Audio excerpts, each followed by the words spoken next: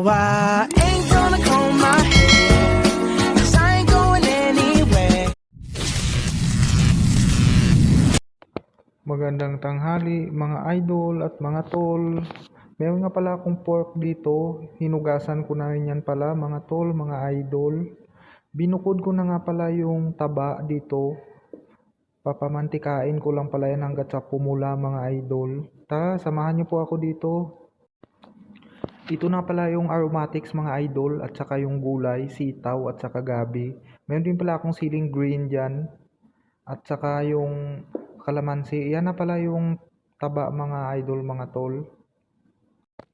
Ito na nga pala yung gabi, siling green, tsaka paminta, tsaka okra, tsaka yung sitaw natin mga tol, mga idol. Nag-prepare nga din pala ako ng pressure cooker dyan para mas mabilis siya lumambot. Nilagay ko na yung mga laman. Siyempre titimplahan ko na yan mga idol, mga tol. Nilagay ko na yung pamintang buo. Yan, sinalang ko na rin pala mga idol, mga tol dito sa gasol. Yan pala ang gamit natin pressure cooker. Sabay nilagay ko na po yung asin. Yan na rin yung takip ng ating pressure cooker. Tinakpan ko na siya. Yan, mabalik na pala tayo dito sa niluluto ko mga idol, mga tol. Tumunog na pala yung ating pressure. Yan na nga pala yung gulay natin mga tol, mga idol, okra, sitaw. Tsaka yan yung sandok na ginagamit ko. Tsaka yan na yung taba na pinalutong natin.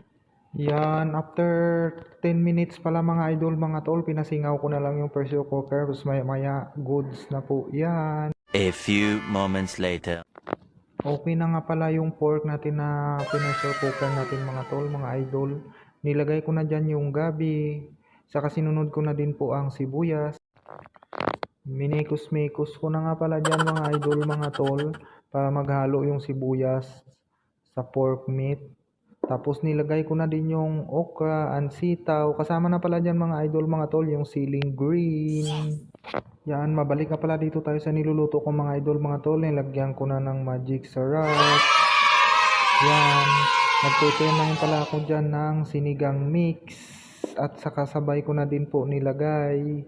Shout out to all followers and viewers pala. Yan na pala yung taba kanina mga idol, mga tol, na pinirito natin. Amazing! Siyempre ilalagay na rin natin yan dyan for today's video. Ito na pala ang finished product ko mga idol, mga tol.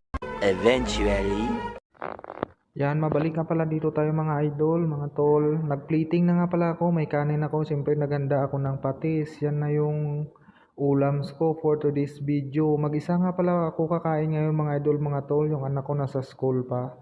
So hanggang dito na lang. Thank you for watching and shout out to all.